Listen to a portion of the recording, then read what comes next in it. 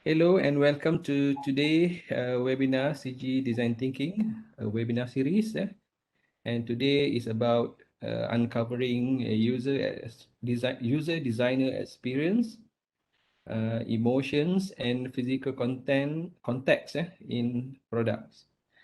Before we get started, I'm going to go through some housekeeping to ensure you can interact with myself and the speaker.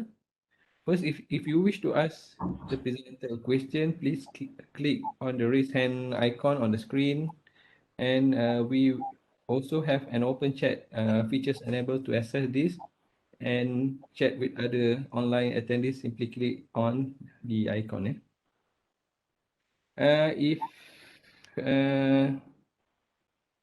Okay, and if you experience any difficulty, maybe you can contact Unit Center for Innovative Delivery and Learning Development, or CIDL, which is under the Pejabat of Timbalan Naik Chancellor Akademik dan Antarabangsa, and their support team will help you troubleshoot any issues. And I would like to welcome our speaker for today. Welcome to Dr. Veto from the Faculty of Art and Design, University Tanjung Merah Shah Alam, and we are we are so glad you could be here today to share your insight on user designer experience, emotion, and physical context in products, and a little bit biography about Dr. Veli. Dr. Veli Vermol is a senior lecturer in the Industrial Ceramic Department at the Faculty of Art and Design, University of Jimara or UITM Shah Alam. His research focus on new product development and design and activity development, deployment and alignment of industrial ceramic product manufacturing practices. He has worked on different manufacturing practices under the new product development department, and the NPD marketing department, which is International Division on Marketing Strategy in Guosera. Yes, Guosera industry in Malaysia. While working with the industry, he has experienced industrial ceramic tile technology training in Castellon, Spain, which is a Frita, yeah, and then Sassuolo, Italy, yeah, Techno Italia, Italy, and Techno Italia, Indonesia in Gunung Putri, Jakarta. He also gets the chance to involve on the new product exhibition in the International Exhibition on Ceramic Tile and Bathroom Furnishing, Circe 2007 in Bologna, Italy. Observing on his education, Dr. Beliveto Vermol obtained his Bachelor of Industrial Ceramic Design with honors in the year of 2003 and Master in Design Technology 2010 from the UITM. His master work involved material application and modification of industrial ceramic tiles processes to improve laser roto printing, cylinder design, engraving, slip resistance, OR rating, and MOR breaking strength improvement. And he obtained his PhD in the area of art and design from the same university in 2018. And his thesis involved analyzing blind user designer touch activity experience through product design influence. So great, let's get straight into the context. So the session is over to you, Dr. Vali. Okay, thank you so much, Prof. So I hope during my presentation everything will run smoothly, especially on the technical part. Let me share my screen first. So my presentation today is what has been briefed out by the moderator just now, entitled User Designer Experience, Emotions, and Physical Context in Product. All right, so this is going to be my title. So moving on to the next slide. First of all, I would like to highlight that all of us, you cannot connect the dots by looking forward. You can only connect them by looking backward. So you have to trust that the dots will somehow connect you in the future. This is by Steve Jobs, obviously. From this sentence, I believe in our life, I believe that each one of us we're collecting the dots and we are connecting them. And then we are sharing those to people around us. And this is how creative human works basically throughout our creative minds. So we collect, we connect, and also we share. And from here, I'd like to explain that this is giving us some bridge about the knowledge that we have before and bringing it out to explain to everyone that is around us. So thank you to all viewers for your time with me today. Thank you so much for joining me in this beautiful Waterless Friday. And thanks so much for the brief introduction by the moderator. Well, at least now you know a little bit something about me. But what you may not know is, maybe, I am also a musician. I play music, and sometimes I design my own instrument. So one of the instruments that I design is a sapet. This is one of the designs that I designed for my friends from Miri, Mr. Anderson Kalang. And this design have been shown on the Happy Malaysia Day advertisement under Time Internet on the 16th September 2020. Other than that, other than designing, I do art as well. And you can find the representation of my artwork that I did together with my colleague on the latest MAS ABAS A330300. And I also used to be a farmer who worked in the paddy field. So all those information that is given now, where is it bringing us to? This is a big question. So what has been read out by the moderator is basically an information that was given, while the extra information that I'm pulling out right now is called Think Out Loud, which is a form of verbal protocol by Erickson and Simon in 1993, if you can see throughout my slides. It is used to examine the mental strategies, for example, how the cortex works or how the individual process throughout their thinking, what is left behind inside the head that they want to bring out to the public, for example, or society, for example. So during whenever participant is given a task or being prompted. Now, this think out loud is gray area.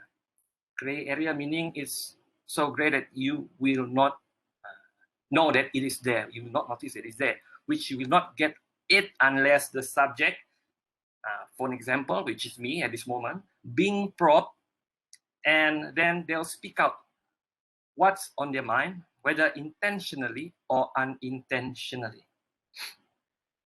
This is another images of how this think out loud processing during a verbal protocol analysis experiment by Abidin et al. In 2009. Now, the whole context idea for today's presentation basically overviewing the experience and emotions of physical context in product. It indicates how both designer and also the user throughout their experience and emotions, which is very critical in a product design development process. Right?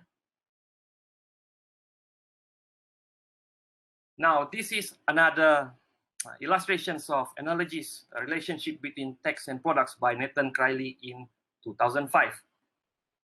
Referring to the industrial design views, according to Nathan Criley in 2005, the relationship between user and designer can be referred through a communicative perspective where products basically a text that is written, this product, basically a text that is written by the designer, and read by the user. So as today's presentation, I will not concentrate solely to the product itself, but rather on the ways in which the user responds to the product form and on its way in which designers intend to evoke those responses. All right. So moving to the next slide. This is the basic framework for design as a process of communication, with emphasizing given consumer response to product aesthetic by Nathan Crilley in 2005. It is a framework basically adapted from Model of Communication Shannon in 1948. So as you can see up here, the color scheme adopted here, the shades of red is basically a production, and the shades of blue is the consumption. So in general, the consumers, which is the user, have no access to designers of the products which they engage with. They can engage with the product, but they cannot have the access to describe about the product's potential to the designer. So thus the consumer's interpretations of design is basically based on predominantly on their interaction with the product. You can read through Norman in 1988. Designers only communicate attributes such as the elegance, functionality, mode of use, and social significance through the medium of product. This perspective on product design often encourages researchers to view products as a sign capable of representation.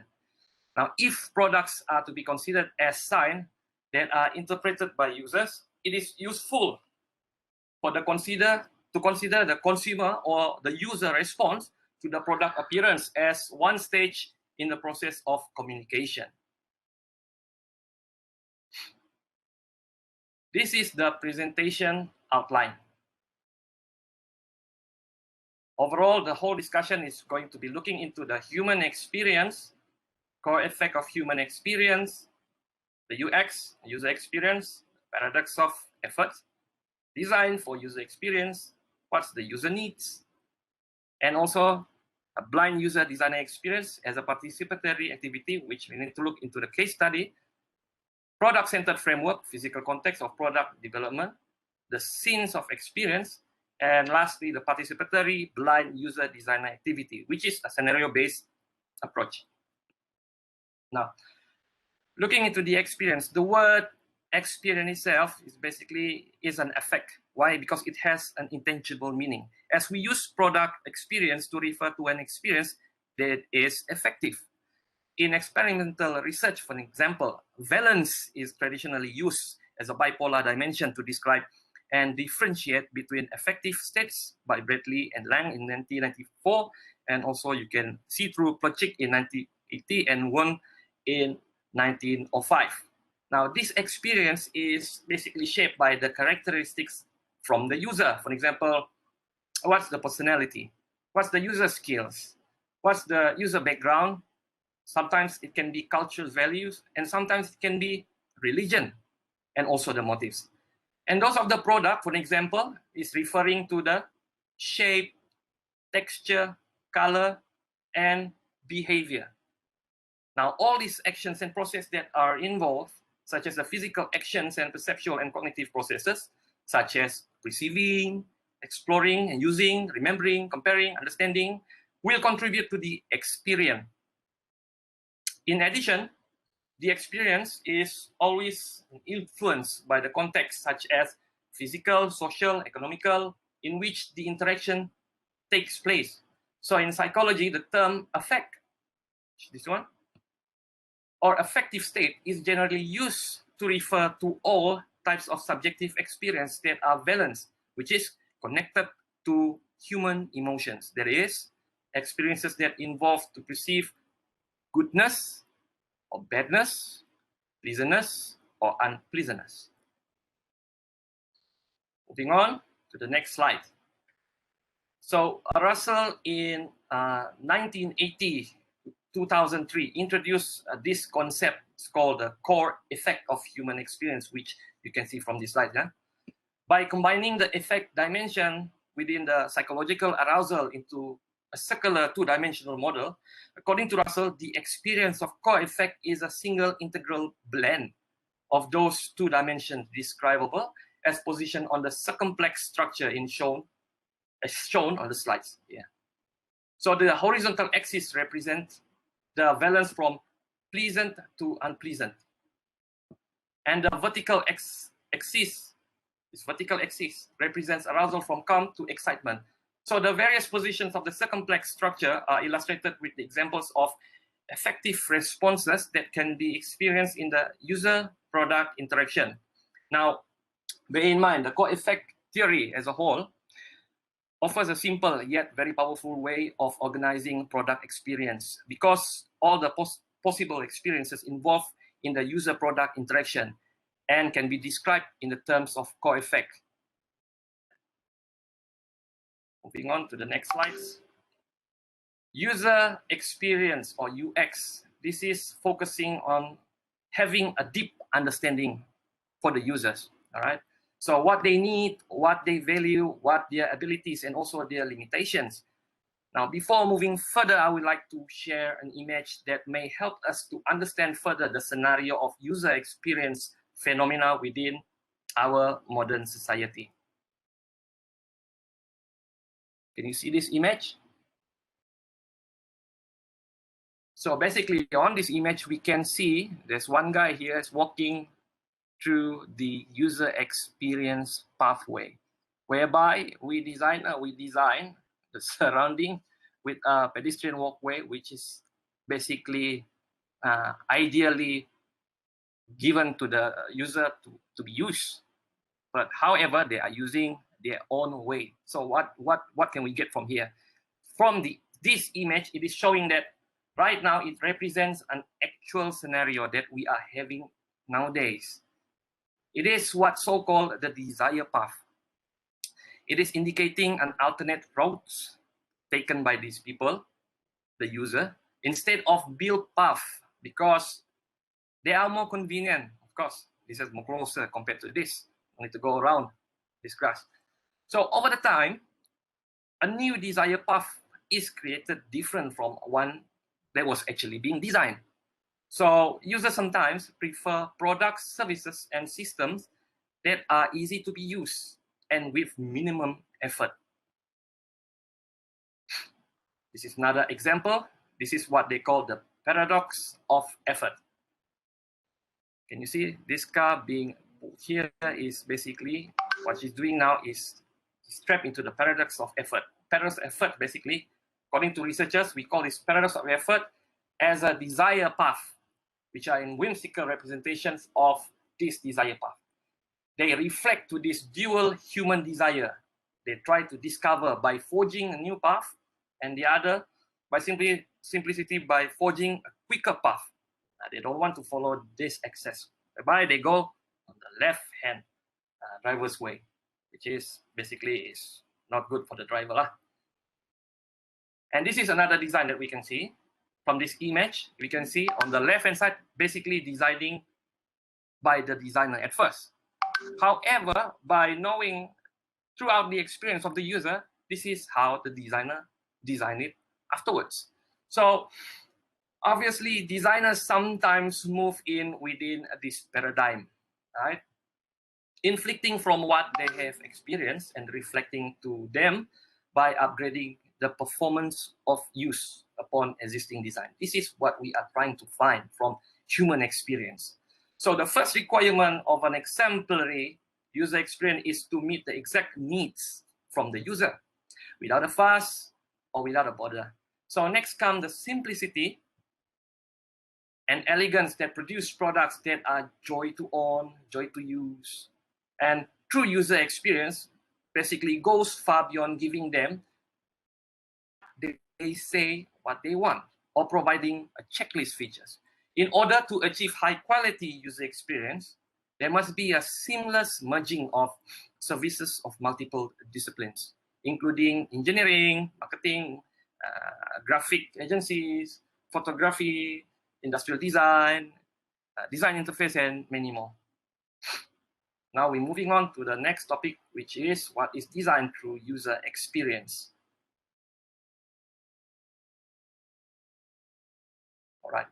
So basically, through collective review, the term of user experience has become relevant to many kinds of design activities and related to user research.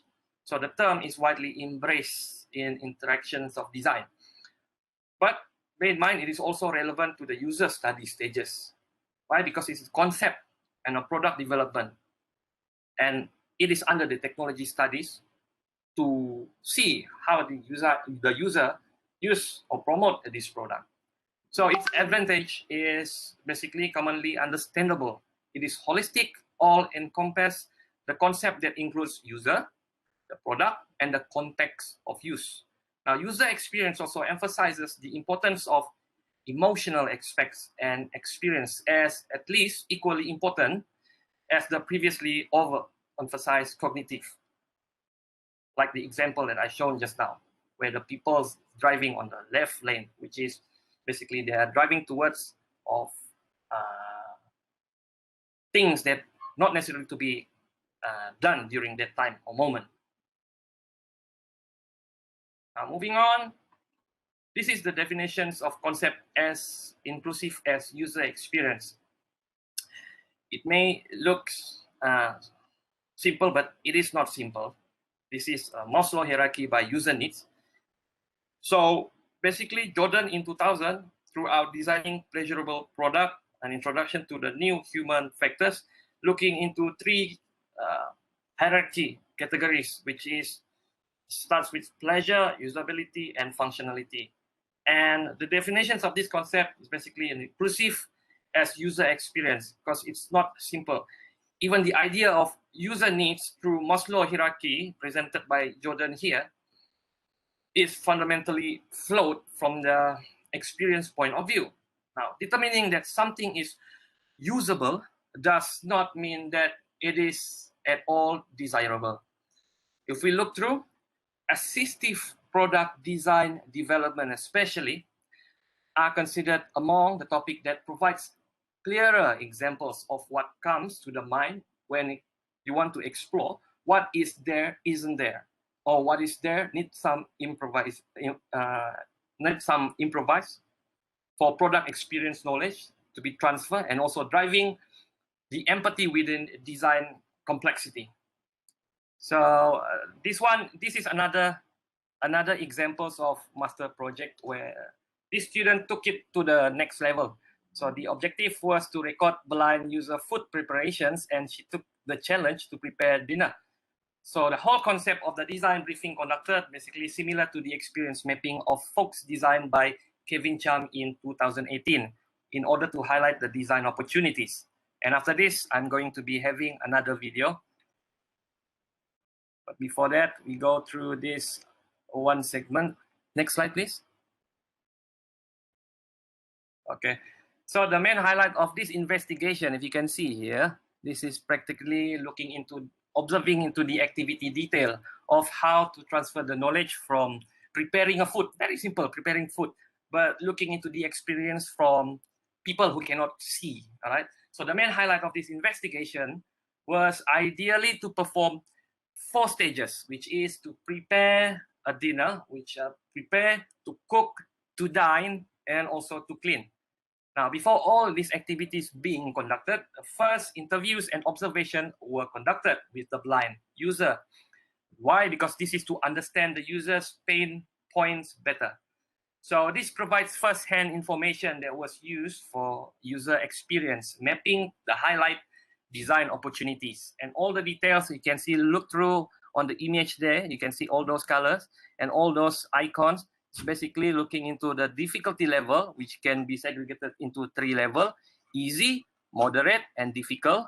And upon looking into these adjectives, which is easy, moderate, and difficult, we can understand that whether it is going to be looking into the tool challenge or the skill challenge. Okay. How about now, okay?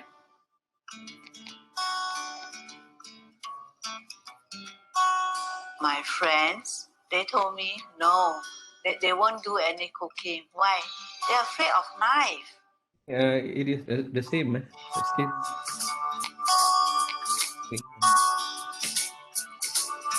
It's not working. Still not working.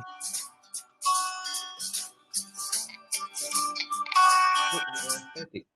Still not working. I don't know whether the rest can see it on her, but from my computer, still it is still static. Oh, Not working. Yeah. from Chick Anis, according to her, it's working. Okay. If that the case, just go ahead with your movie. Okay. Yeah. Thank you.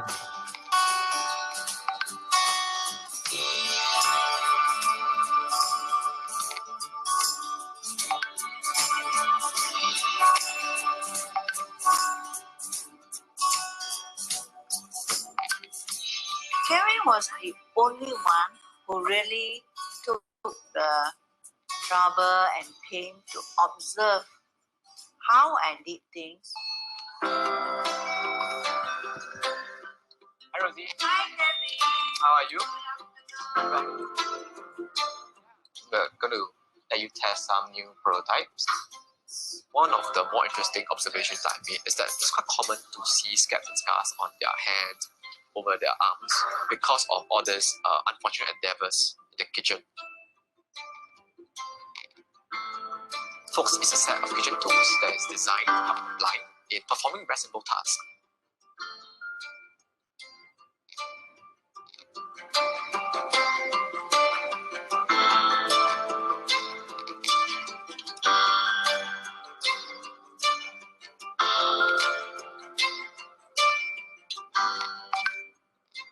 I always told him that's my dream, that somebody locally in Singapore design some product that's very useful for us. I find that a lot of the university students, when they did the project for the disabled, it didn't continue. So I really find that it's a pity.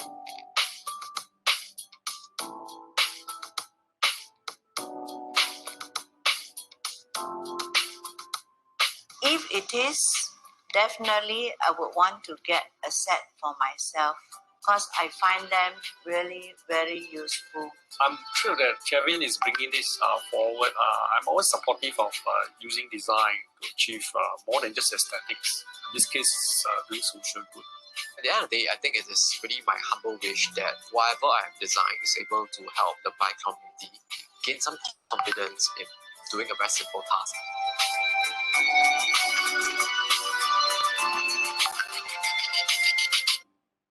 All right, so basically that is the end of the video. Thank you so much. Now, as we are moving on to the next slide, let me concentrate on my focusing on my presentation first. Where was I just now? Okay, on these slides.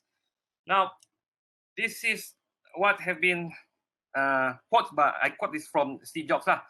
So the broader one's understanding of the human experience, the better design we will have. We'll look through understanding the experiences of others is an empathic process and requires that the researcher and designer use their own emotions as a sounding board for the understanding of those others. Now, at the same time, there is a clear evidence all around us that we can recognize through good quality of design with a clear purpose, which has been created with aesthetic considerations, and that people are generally more pleased with these products than with things that are poorly defined. So design can be implemented. Now, as long as the designers know for whom they are designing, whether it is for themselves, for designers, for particular users, groups such as a group with special needs, they can better imagine and discover what will delight and be useful for the audience. Now, product with environments are context for experience. You can look from the study of Overbeek in 1999. So design for users' experience is respectful of its future users as represented by people today. All right, so this is another image which you can see. This is the designer, basically. He's thinking, try to presume about the complexity of this world. Now, user designer suggests that people create for themselves and others with products can also be seen as interaction or intervention. Now, this understanding rests on a pragmatist philosophy that treats theories as tools and practical consequences as measures of relevance through the study of James in 1995. If you look through, this is the process of how the designers model and the needs of this user to be interpreted within this holistic information and relation of this design field. So moving on, looking into the product-centered framework, physical context in product development. So on the next slide, we can see this is a model by Zainal in 2003, stating that, well, people have two modes in product interaction, which is the goal and also the action. The goal mode is practical and work-oriented, while the other one, the action mode, is basically for fun and entertainment. According to Zainal again, thus he suggests that the enjoyment has more to do with the human mindset than the one that with product. Now, Zainal helps to clarify that why the same thing can be experienced at the same times as irritating and stressful in the goal-oriented mode, but at other times exciting, challenging, and more fun when it comes to action-oriented mode. So as design is about creating something, it is natural that models also focusing on the qualities of design and their relationship to people experiences and evaluations when using them. Now, according to Yasko et al., he have developed a framework. This is what we are going to discuss for the whole context. The framework which describes the elements that contributes to user experience from the product point of view, especially in the context of concept design and also user studies. So in order to understand the user experience that relate to the products, there's 5 different viewpoints of the world were put as a subject to be identified. Now, this world of activities, if you can see throughout these slides, the world of product meanings, the physical world of products, and world of human, call a setup to scenes of experience. The whole context, basically a study by Yasko. These contextual factors, basically affecting the product experience scenes of experiences. Now, how do these things work, basically? As for this presentation, I believe some of you who are listening there is still doing a research, try to understand how do I can go far with my understanding of my research. So I hope by giving you the scenes of experience, you can have an image where to go after this. All right. So basically, around the 5 world meanings given here is looking into these 5 activities, which practically these are the things that we need to overview in a minute. So the framework, basically the whole framework is aimed to be a concrete tool for the designers and design consultants especially. It is supposed to help them to talk about the user experience in a useful way and understand the different dimensions that should be considered in the user-centered product concept design process through qualities that play a role on how people experience the product. Now, the framework, on each framework given here, it helps in checking that all meaningful perspectives have been taken into account. Right? This is going to be a driving features for the newcomers or the new researchers or the new designers to look upon. So it clarifies that using not only one approach or one focus in user studies, it's not enough. So in order to reveal the relevant aspect, you need to understand designer user experience. However, it all facilitates the selection to be used in finding out what to look for and how to represent each one of the findings from these 5 sets of design process. So the framework centralizing product sense and the product performance through physical product as mediator in the middle. Yeah, in the middle of the framework, this is the line with the designer's way of thinking about experience, which is product-centered according to the discussions with industrial designers. So we go on the first one, which is the world of activity. Now, the world of activity is basically concentrate or discussing about the interaction or the intervention. Task is about actions, situations, and practical goals. So any one of you who are basically conducting a research which you need to go about intervention, task, action, situation, you can look through this model, right? This is just a suggestion. Of course, there are many more models out there, but at this moment for this presentation, I'm giving you perhaps maybe a more interactive way of looking into the dimensions of what you are actually working on right now. Now, the worlds of activity can be studied, for example, through observation, through shadowing, through interviews, think out loud protocols, role play acting, and prototyping. So you can see here, the studying worlds activity is basically the things that what I have mentioned just now. Why? Because it is representing the world of activity that look upon task diagrams. You can look upon flow diagrams, the scenarios, stories, acting, and videos. So the whole content of this represents the interaction, situation, action, and task of a human activity. Next, we have the worlds of meaning. So basically, the worlds of meaning is very big. It is about product meaning through historical context. It is about the people attachments to product. It is about stories. It is about memories and about product adaptation.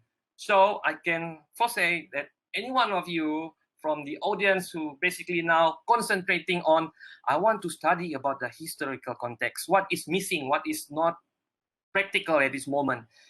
So you can go above or go through these worlds of meaning. You can look through on this study. So the meaning of the products are often represented in stories.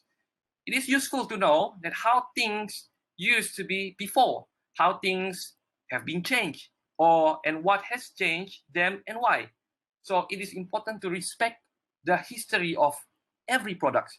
So since some products are the results of an evolution of a long history, such as crafts, you can use photograph, you can use collage, you can use storytelling, and you can be the tools that to get the meaning being verbalized and documented.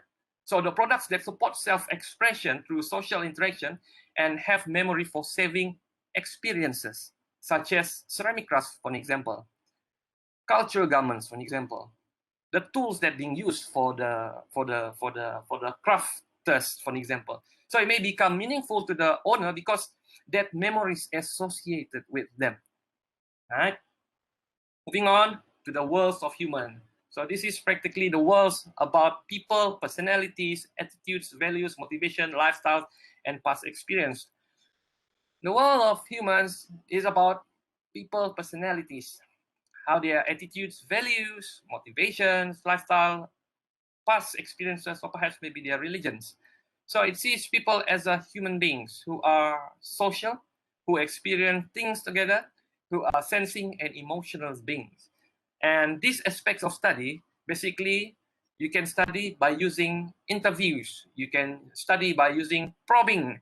You can define, segregate the information through collage, and also you can observe the activities of human beings. So the worlds of humans can be represented in the design as a project. For example, in the forms of what will be the persona, what will be the attitude descriptions, what will be the personal goal description, the stories behind, throughout videos as well as the photos. So whoever audience out there is which looking into how do videos or photos can be worked through your research, you can look through on the worlds of human as well. Now the next slide. The world of products. The world of products is about product novelty and the relation to other products in the market context from the user's perspective. Now, the worlds of products can be studied through using comparison. You can either go for interviews or immersing yourself or do some literature studies, do some collage also, and do some observation about the users. Now, this knowledge can be represented in the form of images, artifact models, story, and charts. So basically, that's the 5 things, and that's the 4th things which is involved with the 5 factors that mentioned by Yasko in 2003. And the last one is looking into the physical world. Now, the physical world is slightly different to the earlier discussion, where the physical world is about the physical environment, the spaces that building, and the aesthetic environment, as well as the atmosphere or the conditions.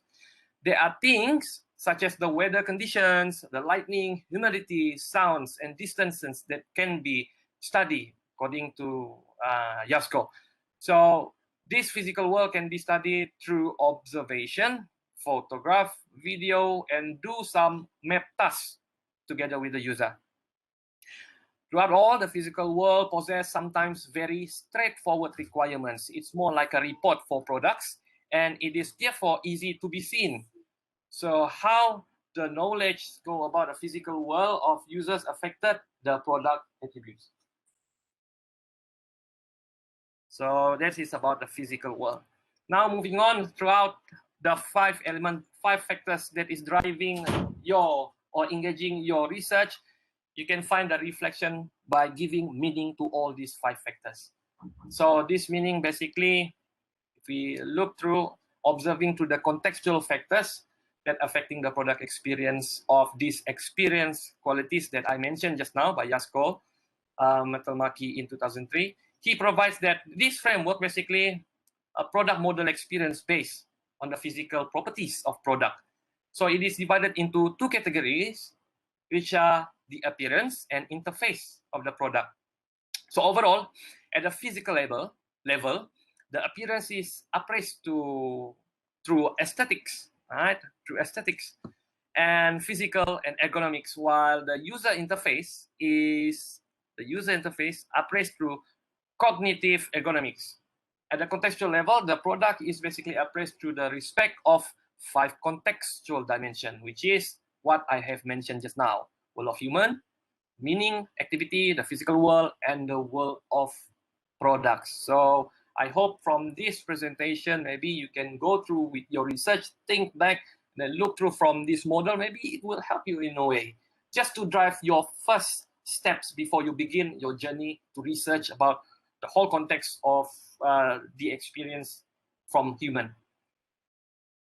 Now, as a reflection,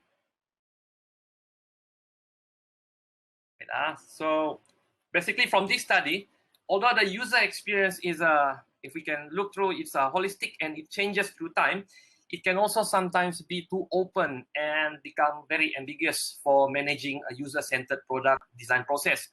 Now, therefore, each design process of interactive system like this one, products need to be include a variety of professionals in the organization. Now, doesn't mean that you have all those information. You can straight away go through the research and analyze all the data set and feedback that you gain from your research. But in fact, if you look into the bigger picture, it needs to be transdisciplinary, cross-disciplinary, or multidisciplinary. There need to be an engagement from other fields as well, not from only one field. So this is something to help you to verify your study. So the mastering of the different kinds of user data coming from other people, other professionalism, and the deliverable may vary according to people's professional skills. For this reason, the design of product experience should be divided into areas of responsibilities, never forget about responsibilities, and interests according to the disciplines and also the tasks. Now, as a reflection, now we'll be moving on to the other part of the presentation, which is some of the study that I have conducted before. This is looking into the participatory blind user designer activity as a scenario-based approach. Now, throughout the design process, you may find that designers, they have to consider the needs of the potential users. You as a designer, you have to understand the potential of your users, because this is particularly important in order they are hard to find information if you don't understand what are the backgrounds. So when the designers interact with the artifacts to be designed using different sensors or devices than from the user. For example, when you are designing, sighted designers are designing an artifact to be used by the blind users. In such cases, designers have to ensure that the methods are used to engage users in the design process and to communicate design ideas are accessible, right? So this is partly of the process design activity that was conducted. If you can see from this image here, this is one of the activity that I did before my study. On this research studied by Vermol in 2015 till 2016, he described the participatory approach within the blind users based on the use of scenario and dialogue simulated interactions of verbal protocol analysis, or VPA, during the development. So again, during the development of this tangible mainstream product, you need to look into the ideal paradigm about the user, and also one is about the designer. So basically, from the activity conducted, you can achieve user engagement in two ways. Now, firstly is by involving this blind user with the knowledge of assistive touch. On this side, you want to bring in the blind user with the knowledge of assistive touch technologies into the design activity. Now, secondly, we use a scenario as a basis to dialogue for designers on reflecting blind users' experience. So with dialoguing together with the designer, at least we can simulate an interaction with the purpose on searching for design understanding.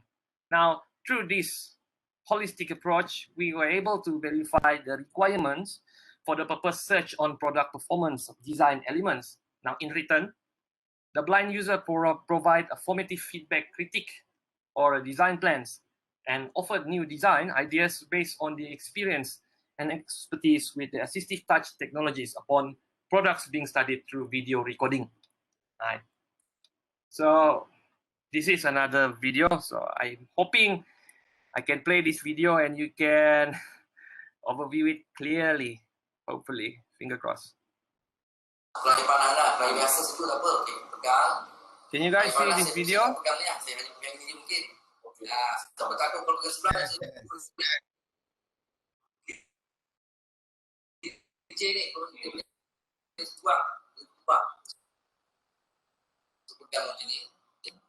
Letakkan sini dulu. Okay. Dan saya akan pastikan muncul dia berdekatan dengan begini. Okay, apa ni? Okay. Saya lebih prefer letakkan sini. Okay, kita boleh pegang tu kat sini. That's it. So, okay. Dia bila tuang tu, begini. Try to see how the technique that have been used by this guy. This is the blind user. He is basically showing how he's pouring water into a glass. Definitely, this is a water. Is it? But try to see this. Is it clear? Is it clear? Prof, can you hear me? Yes, I can hear you. I can see the picture for product A. Okay, so basically this is one of the videos that were used during the experiment. This is for product A. Another one, we provide another video for the designer to observe by giving them not only video, but also the verbalized information that was captured throughout when we are doing the experiment. So this is how the video works. Now that's the first one. Before this, the guy. Now it's this lady. You can see how she pour the water is different.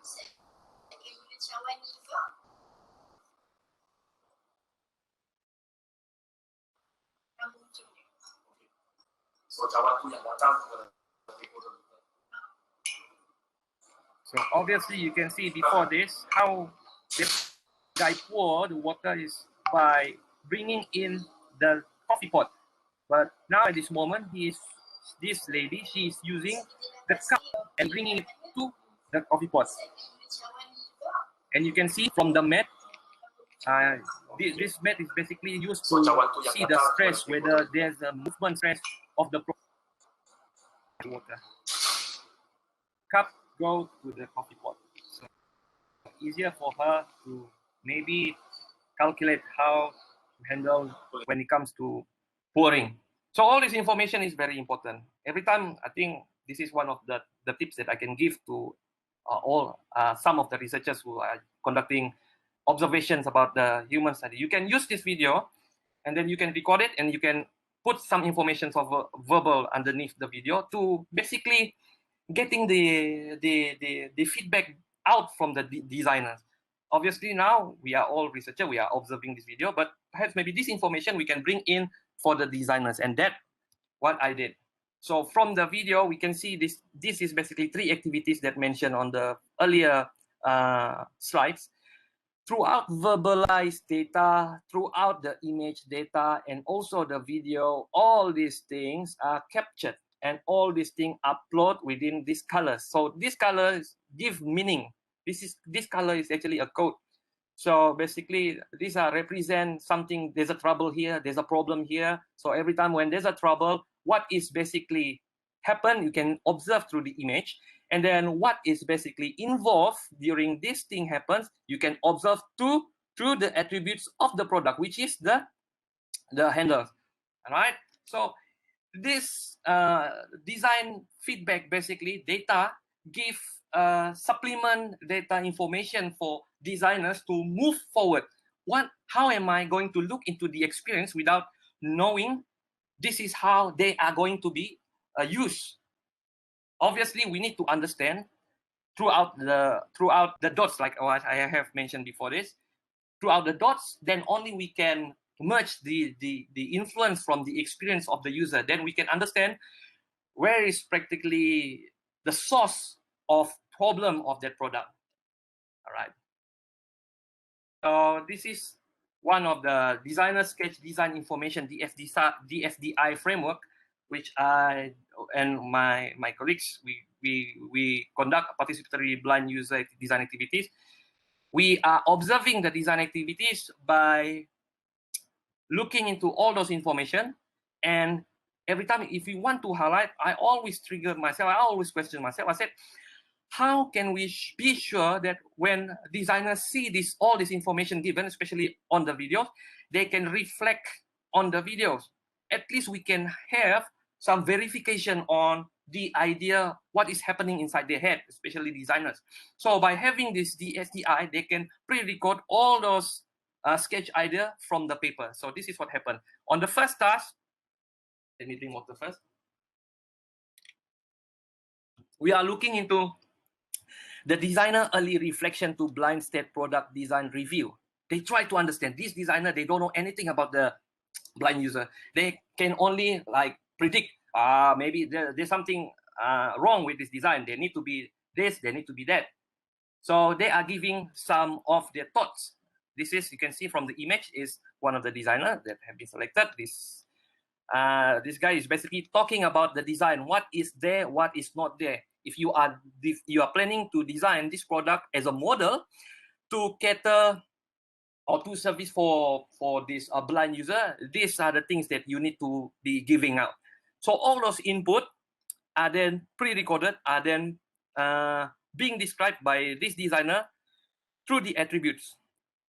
All right. So basically, there's 2 products here. The attributes consist with handle, the spout, the lid, and also the base. And throughout the verbalized information, we can plot or we can segment all this according to the code that we have planned. And we use Atlas TI to differentiate the activity that is happening at that time. So moving on, the second task, which design task perform and experience in a blind state condition, where this designer, at first, they are giving the opportunity to express themselves about what is actually happening on the products, whereby on the second stage of the activity, we have them to be blindfolded, have them to be experienced to do, for example, a very easy task to pour a water on a cup. So how do you justify this activity? How can you conduct this activity?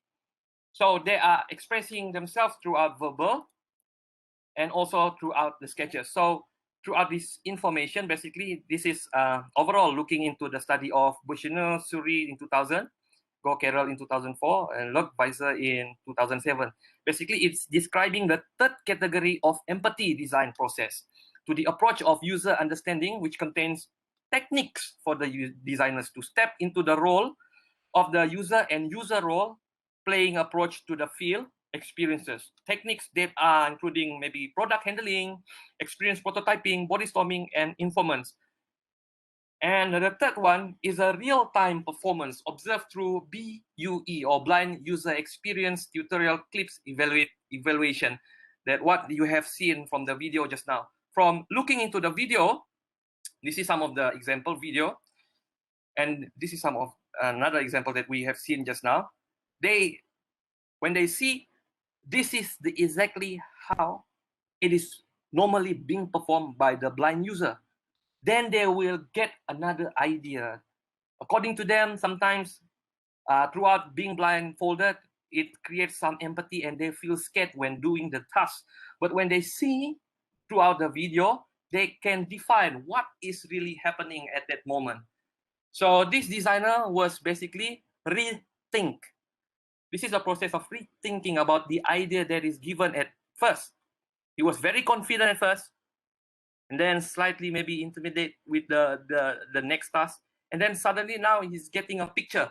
Oh, this is the ideal way of how this blind user working on this product actually. So underline the invisible experience that can only be determined through observing tutorial performance of how products are being used and explored, while verbal explanation provides validation to support the activity. So it provides validation to support the activity that are doing without any designer's assumptions in related to how the product being used in reality.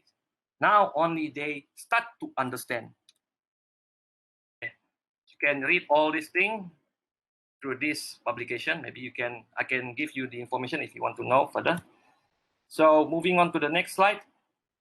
Like what I said just now, throughout DSDI, this is how I verify the activity. Reflecting to the designer early understanding to product attributes on the first activity, these are the information that is scattered through the verbal information, and this is the generated drawing that produced through digital.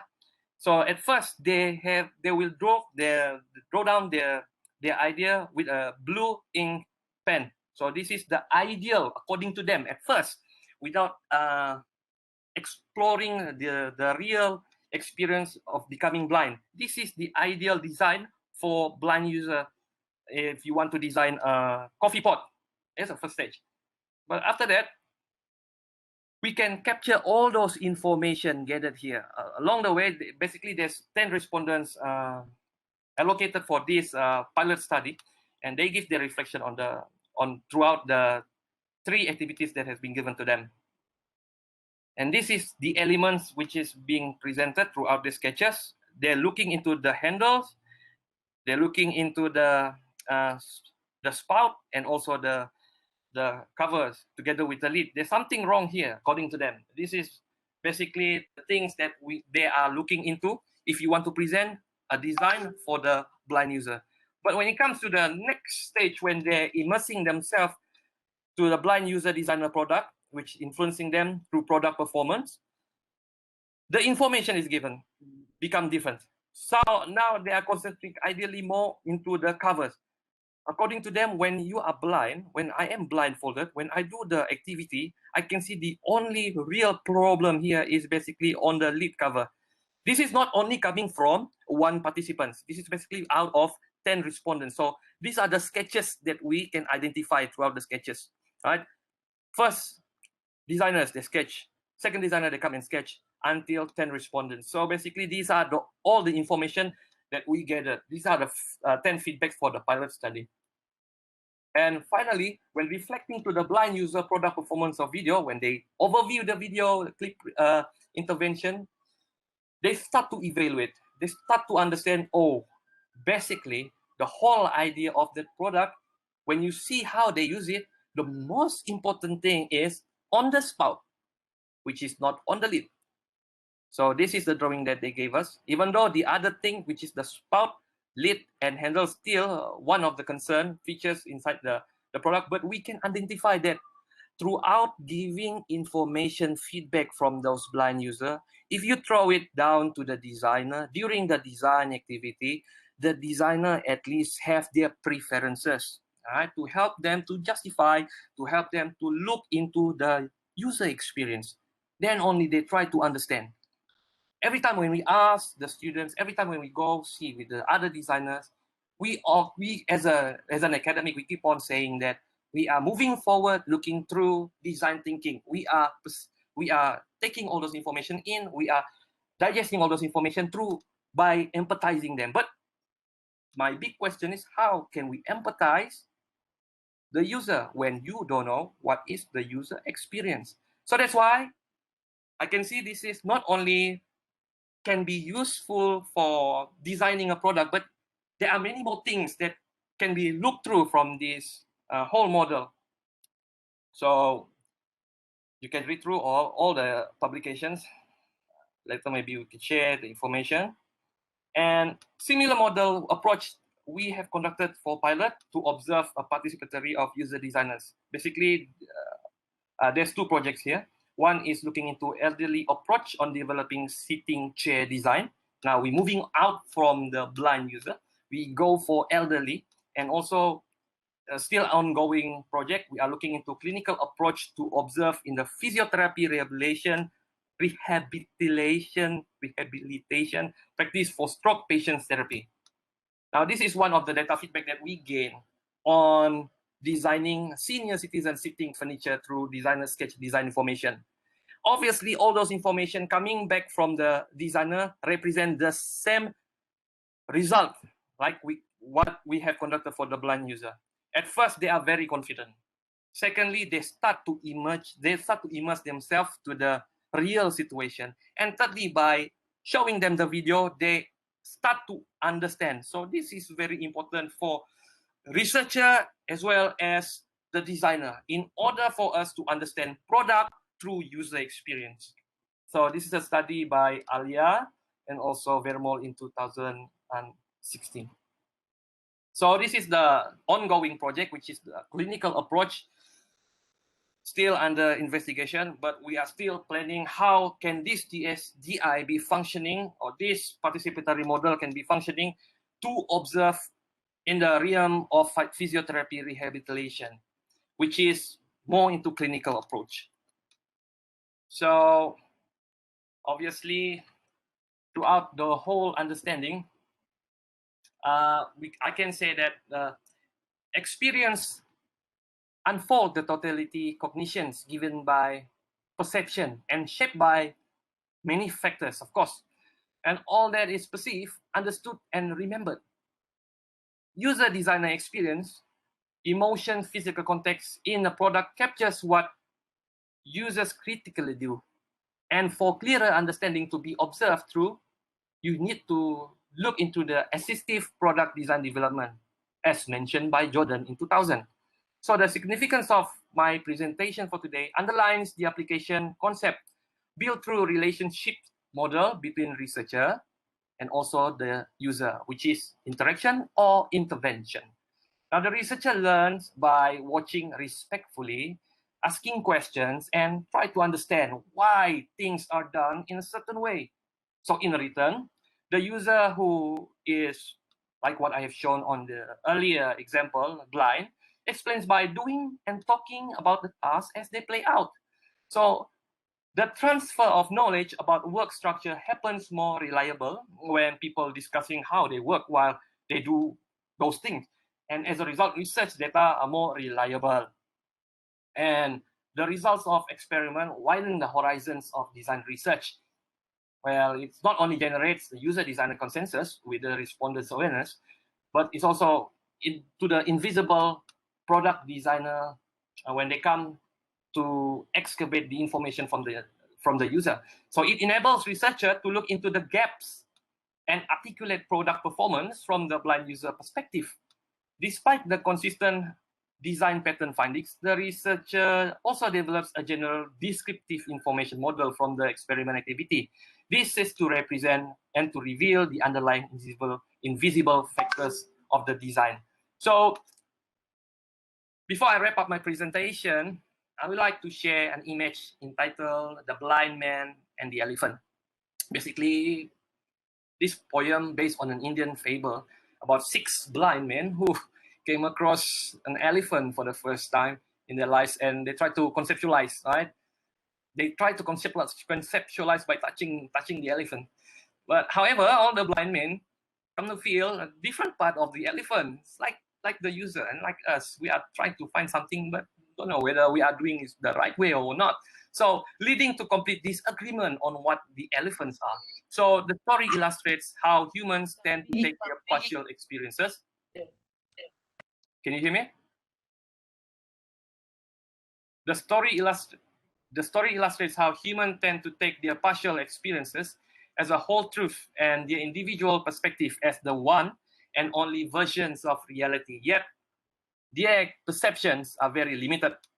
One should keep in mind that maybe only partially right and only whole partial information. Now, although the identifications of this elephant may not sound that meaningful or relevant, but the story gives us some useful insights.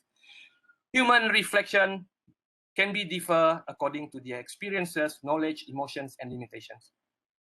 It is by listening and watching them, we may understand that the reason they act so, but by co-experiencing with them, we are seeing them as a human being, which has a goal that are not merely practical sometimes. So a wide range of other critical dimensions should be defined and separated from user's goal. Design for user experience of today's presentation seeks to understand and fulfill the human user's deeper motivation. Now, before I end up my presentation and open for Q&A or any suggestion from you guys, I would like to share a motivational videos, which I hope the audience can see the reason behind the importance of emotion and physical context of my presentation for today. What it was like before having this hand, or like having like any hand, it was pretty hard.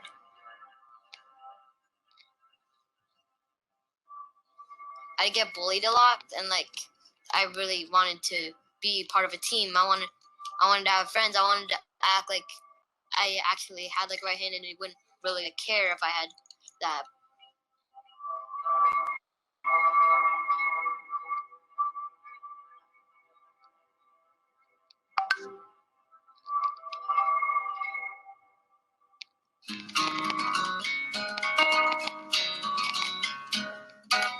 Enable is an online global community of volunteers who are using 3D printers and 3D design software to make prosthetics for children and adults who are missing fingers, hands, and wrists, and we're giving them away for free. One of the reasons 3D printing is so well suited to this problem is no two cases are exactly the same. Some kids are missing all of their fingers, some are missing even the palm of the wrist. One of the reasons we can produce these devices for kind of incredibly low cost, well under $100, is these devices are entirely body-driven, purely mechanical, so there are no motors, there are no sensors, there are no heavy batteries. So it's a very lightweight, very simple device. These hands don't even pretend to look like normal hands. They're very different. These things look like something Iron Man or a superhero would have, and the kids love them for that reason. Once I had this hand, my friends would ask, "Hey, dude, how's it going? Like, has like anything changed with it? Is it working better?" And like, it's pretty cool how they're like actually like involved. They're actually like talking to me about it, and like I love this because like I could pick up stuff and I could help.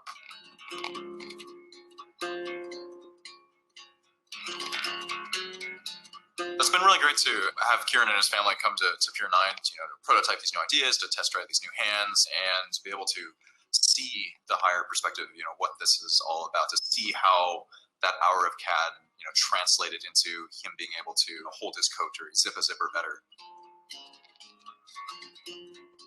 What Enable has done is it seems that they've kind of proven that regular people can design amazing things if they're given access to the tools. I think it's pretty cool that I'm one of the people actually like testing this out for like a bunch of other people. It's going to be really awesome to see it when it's so big. Like every kid that has a problem like me will have a hand.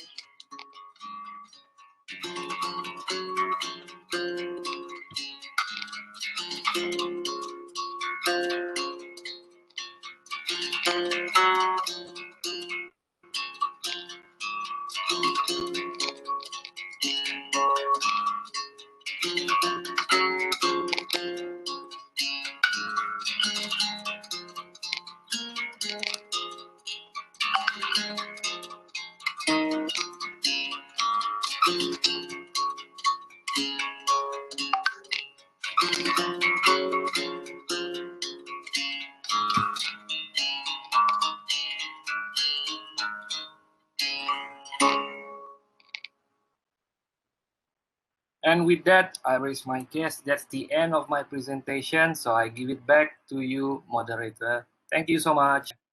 Okay, thank you again, Dr. Vali, for your amazing presentations. Thank you. I found that it is very interesting because you try to talk your research projects towards the element of interaction design, which is related to the cognitive and the physical interactions. And then we can see how you try to conduct the inquiry and try to study the intrinsic values of the subject and the respondents, which is for me very interesting, very new knowledge, and even it's noble.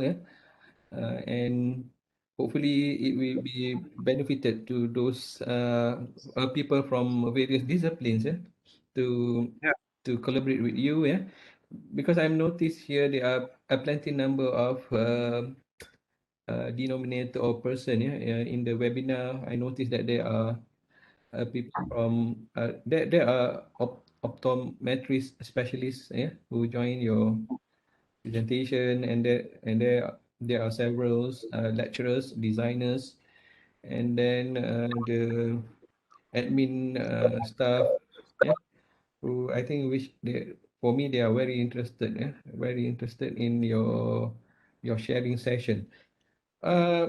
Let's see if there is a question.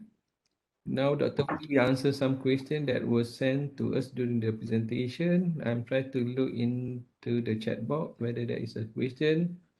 I think most of them, they are very satisfied with your presentation. Maybe one of the challenges that the question from me, what are the challenges that you are facing, that you faced last time when you conduct the inquiry, which the sample is a blind person?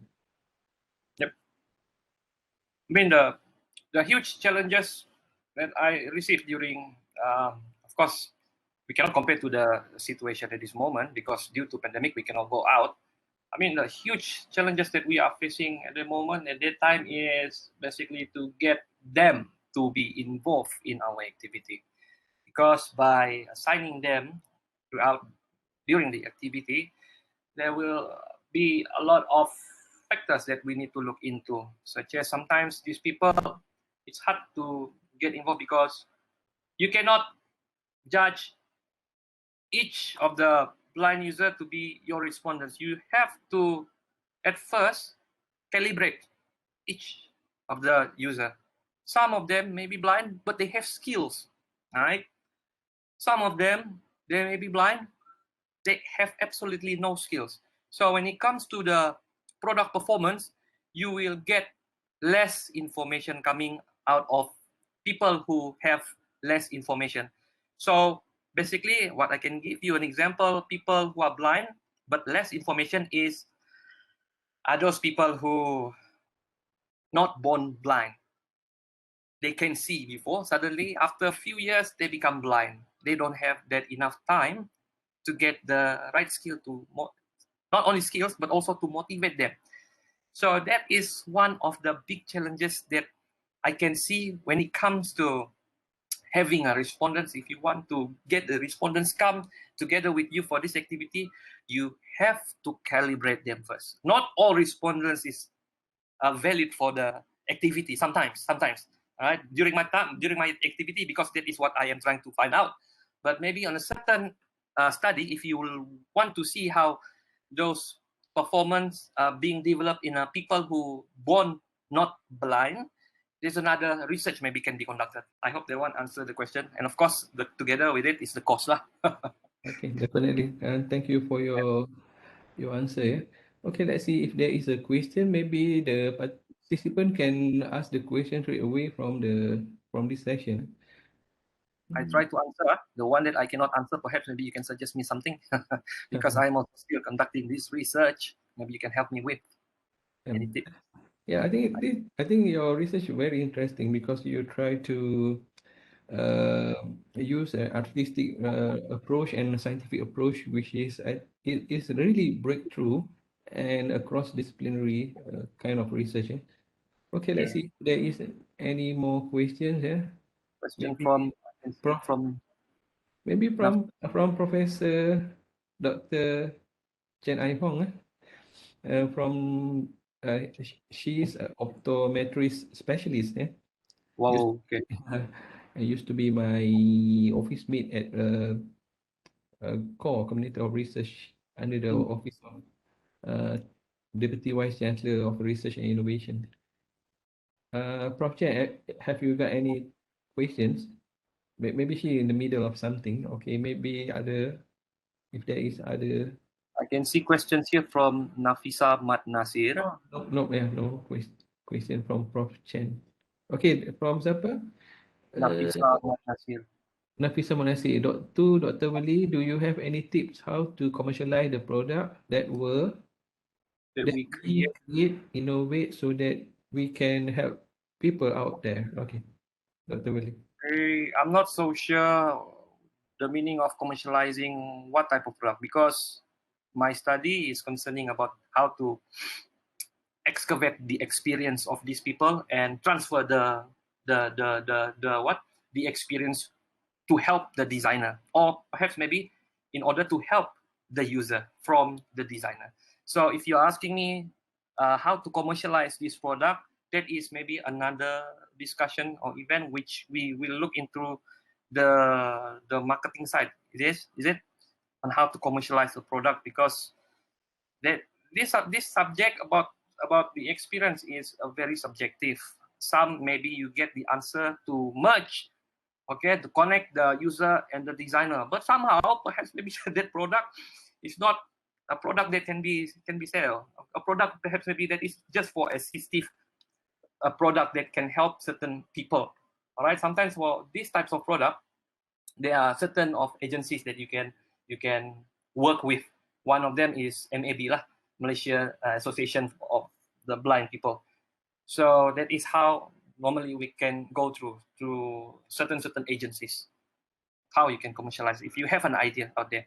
But if you have perhaps maybe other interested parties that would like to work with you, such as if inside the UiTM we can work together with BCom.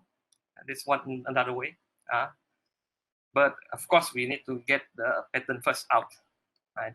But in my case, I don't test product yet. I haven't come to the stage where this is the product that eventually being presented to be tested. I am just testing the user experience and bring in what is basically needed by this user to enhance, to engage with the designer. That's all. Thank you. Okay, let's see. I hope it's answered the question. Okay, there is another question from, let's see who is in the chat box. Okay, from Hafiz Raza. From Hafiz Raza. Okay, what is the relationship between user experience and search design? The question from Hafiz Raza. What is the relationship between what is the relationship between user experience and search design? So basically what it is quite subjective, but you can try to. Yeah, it is subjective. Basically, of course, it's different lah. Of course, when we are talking about the user designer centered or user designer experience, we are looking into experience which upholding the bridge of knowing what is not there, or perhaps maybe knowing what is there but we cannot see it. So we are trying to bridge in between the user and also the designer. Whereas if you look into the other part, which is research design, we are investigating something throughout the subject that we are maybe concerned into. If you are looking into research about user and designer, you can go for the user designer. So basically, you have to plan out what will be the constructive structure of how to digest all those information throughout your research design, being design. I hope that one answer your questions, or perhaps maybe it's very subjective. And this one I can see from Tunku Nina. Prof. Tunku Nina. She said, I have always wondered how blind people attended online webinars. They do have actually. And then I have shared the information last 2 days. So do we have any disabled friendly apps that could, basically those people who are blind, they cannot see, but they work fluently with iPhone because they can use them using the assistive touch. They are blind, but they can still hear and they can feel. They can even send text. They can send text from their headphone. So one of the experience that I gained to be shared during this time, so I'm taking this time, when I read through my my presentation for ethics. So there's one question of asking me on how can you verify, how can you take the consent, okay, up from these respondents of yours if they are blind. I think one of the things is to prepare a form in a braille way, but I don't know how to read braille. But my question is like sometimes when we see people who have these disabilities, we tend to think that they are blind and they cannot do anything, but actually they do fantastically using iPhone. And during my project was conducted, all the consent paper is basically through recording. I record the video and then they apply to the question that was given out by me. So they give consent throughout video recording. There's no problem with that. Even for webinar, there's no problem with it. They can also join in. Okay, for the time being, there is a jam latihan link provided by the Secretariat, and for those UiTM lecturer who want to have a jam latihan, you can fill in the form. Okay, let's take 2 more questions, Dr. Bali, from Yes. I think from Mr. Suzli. Yes. I think he's the dean's from the Ashwara, if I'm not mistaken. Okay, Hi, how sir, how are you? Mr. Sudhir, how does the user experience concept can be implemented in other form of art such as painting? That's a good question, and I think that one is also answering the next question by Rina Zainal, which is the blind user experience. Is it similar with haptic design? We have these technologies which we define as haptic design, and they are already technologies which they use a painting to uncover the message behind the painting throughout touch. That's a wonderful design. Assistive technologies that is basically helping the blind user to have the experience of observing artwork. And I am also at this moment conducting a study under identifying painting throughout assistive touch, which is the haptic, but still undergoing project. It's actually Rina Zizal, not Zainal. Oh, sorry. Yes, Rina Aziza, okay. Okay, if there is no more question, thank you again, Dr. Bali, for answering those questions. All right, thank you. And for the great presentation. It was a pleasure to have you with us. So this concludes the webinar. Thank you all for attending. We hope you have learned and enjoyed this presentation. So okay, thank you so much to all. Okay, thank you, Mr. Vary. All right. Should we take the photo? Link, No? attendance link, yeah? My students also here. Okay. Hi, Yujaru. How are you? Dr. Bali. Yes. Yeah, thanks again. There are over 110 number of participants this time around. I think it is good to have a plenty number of participants. Okay. Okay. Till All then, right. Okay. take care.